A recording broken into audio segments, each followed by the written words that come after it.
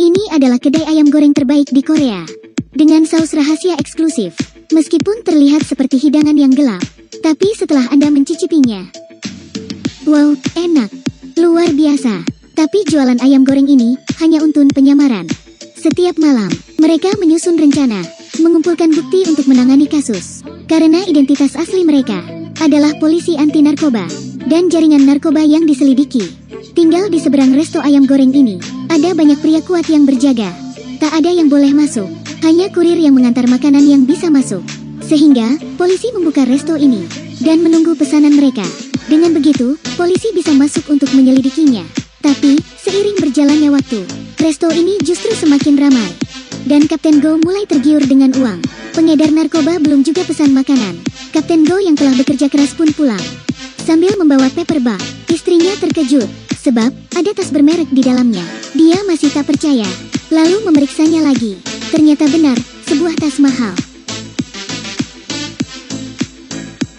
Bonus untuk kinerja yang baik. Istri sangat bersemangat. Tunggu aku sebentar.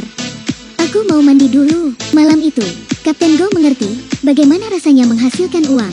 Keesokan harinya, Kapten Go membeli banyak ayam potong. Lalu menyuruh bawahannya menggoreng ayam. Ada yang memotong bawang. Ada juga yang menyajikan minuman. Dia yang terobsesi menghasilkan uang. Semakin jauh dari misinya untuk menangkap pengedar narkoba.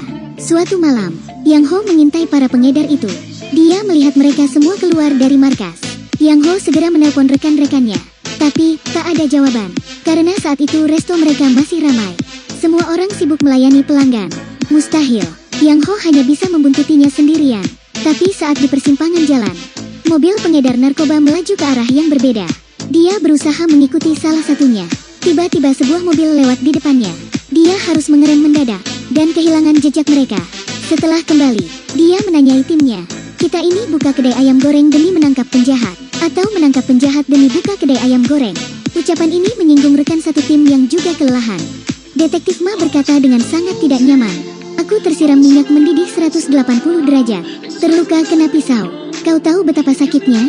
Jae Hon juga mengeluh. Memotong bawang sendiri setiap hari. Mencium baunya yang tidak enak. Sementara detektif yang harus menghitung uang mendengar semua bawahan mengeluh. Kapten Go akhirnya sadar. Dia tak boleh egois. Harus fokus pada misinya dan kembali ke posisi yang benar. Jadi, dia mengubah harga ayam gorengnya menjadi 36.000 won per porsi. Berharap tidak ada yang datang.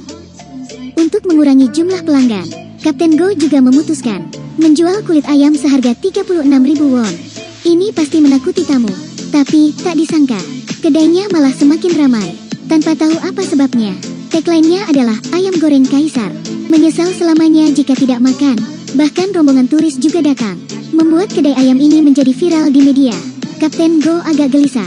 Dia adalah seorang detektif narkoba. Dia membuka kedai ini untuk menyamar dan menyelidiki jaringan narkoba. Tapi kini, mereka memiliki banyak pelanggan. Misinya terbengkalai. Setelah itu, atasan memanggil mereka semua. Dia bertanya dengan emosi, mengapa pada laporan kerja harian hanya menyamar, menyamar, menyamar. Selanjutnya, pesanan ayam hidup, tertulis 50 ekor ayam. Ayam hidup, apaan ini? Petik 2. Maaf salah taruh. Kapten Go langsung mengambil kertas itu. Atasan mereka tampak kesal. Ketika hendak dimarahi, Kapten Go menerima telepon. Ada pesanan dari gedung pengedar narkoba. 5 detektif ini bergegas pergi. Atasan mereka kewalahan. Dengan cepat, detektif Ma memasak ayam goreng. Mengejutkan Kapten Go yang sedang mengatur strateginya. Mereka pakai mantel, berjalan dengan gagah menuju gedung di seberang jalan. Kapten Go mengetuk pintu. Saat pintu dibuka, dia melihat seorang wanita tua. Lalu di dalamnya, hanya ada sejumlah ibu-ibu sedang merapikan rumah. Ternyata, jaringan pengedar narkoba itu sudah pindah. Kapten Go lalu memberikan makanan itu secara gratis. Dia juga tersenyum malu. Setelah kembali, dia meminum sebotol bir. Ternyata, bir itu sudah dicampur bius oleh detektif Yang. Benar saja, Kapten Go mulai merasakan efeknya. Dia lemas dan dibaringkan ke kasur, diselimuti dengan rapat, seperti orang sekarat. Dia juga mengenang beberapa momen. Jualan ayam goreng sebenarnya lumayan, bisa menghasilkan uang. Sikap istrinya pun semakin baik padanya. Jadi dia memutuskan membuka kedai ayam goreng yang enak. Sayangnya, hal itu tak bertahan lama. Media memberitakan keburukan kedai mereka. Bukan hanya harganya yang mahal, ayam gorengnya juga kadang dibeli dari resto lain. Dan mereka mengubah kemasannya saja. Oke, bisnis mulai berantakan. Kali ini benar-benar akan hancur. Setelah kejadian itu, mereka diskors beberapa waktu. Kedai ayam gorengnya juga sudah mulai sepi. 5 orang yang malang itu hanya bisa pasrah. Saat ingin menutup kedai, seorang manajer datang. Dia berkata ingin membantu mereka untuk membuat kedai ini menjadi waralaba terbesar. Detektif yang hanya bisa tertawa dan menganggapnya penipu. Namun, manajer Jung tiba-tiba menunjukkan koper yang berisi uang. Detektif Ma langsung tercengang dan memberikan kartu namanya. Saya koki yang menggoreng ayam di dapur. Ah, bagus, bagus. Akhirnya, mereka membuka kedai ayam itu lagi. Mereka menari dengan riang dan tidak pedulikan apapun. Yang penting menghasilkan uang. Pelanggan baru datang satu persatu. Mereka juga buka cabang di mana-mana. Tapi, mereka tidak tahu. Manajer Jung sebenarnya bukan hanya membuka waralaba. Dia sebenarnya adalah bawahan dari bos kartel narkoba. Dia menggunakan cabang kedai ayam sebagai kedok mengedarkan narkoba. Mereka menyembunyikan narkoba di dalamnya. Datang satu persatu. Mereka juga buka cabang di mana-mana. Tapi, mereka tidak tahu. Manajer Jung sebenarnya bukan hanya membuka waralaba. Dia sebenarnya adalah bawahan dari bos kartel narkoba. Dia menggunakan cabang kedai ayam sebagai kedok mengedarkan narkoba. Mereka menyembunyikan narkoba di dalamnya. Dikirim dalam bentuk pesanan makanan. Tidak ada yang mengetahuinya. Hingga akhirnya, Kapten Go melihat berita online.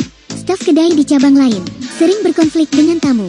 Jelas, mereka semua adalah pengedar narkoba. Jadi, masakannya tidak enak. Mereka menghabiskan makanan dan malas bekerja. Tidak peduli dengan tamu yang datang. Dan sering mengusir pelanggan untuk menjaga nama baik kedai. Mereka segera beraksi dan mulai menyelidiki situasi cabang. Kedai ayam goreng ini aneh. Kosong tak ada pelanggan. Tapi, pesanannya banyak. Dengan jumlah sama setiap hari. Tidak lebih dan tidak kurang, selalu 20 ayam goreng. Lalu mengirimnya ke beberapa orang. Yang lebih aneh lagi adalah, begitu mendapat ayam goreng, pelanggan itu malah membuangnya. Mengapa membeli ayam goreng tanpa dimakan? Untuk menguak kebenarannya, Kapten Go mengikuti staf pengiriman.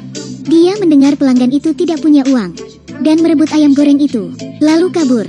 Terlalu mahalkah hingga harus mengemis begitu? Kapten Go melangkah maju, lalu melihat kondisi pelanggan itu. Lengannya pucat dan ada tanda hitam.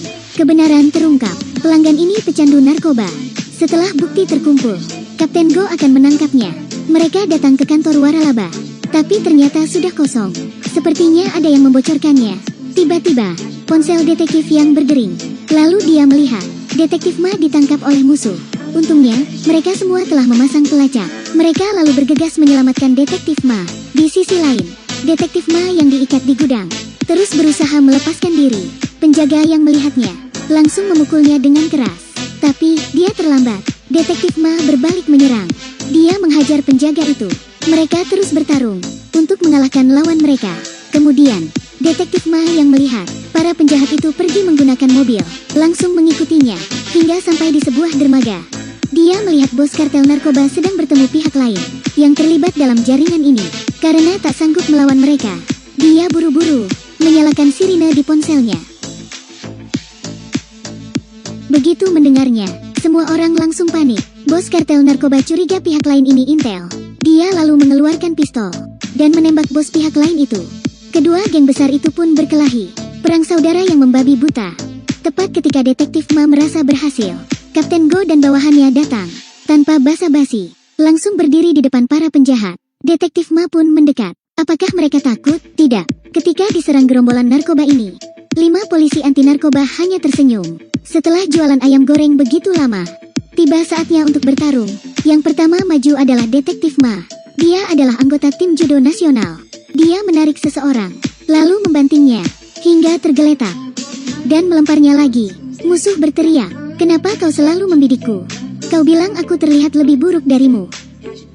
Apakah kamu tahu betapa menyakitkan kalimat itu?" Musuh itu menyerang lagi, tapi tetap saja kalah. Akhirnya dia menyerah dan mendekat, lalu dibanting lagi. Petarung berikutnya adalah Detektif Yang Ho. Sebelumnya dia polisi laut. Gerakannya santai dan brutal. Dia meninju, menghancurkan sendi musuh, memutar pergelangan kakinya, akurat dan kejam. Ini adalah petarung handal.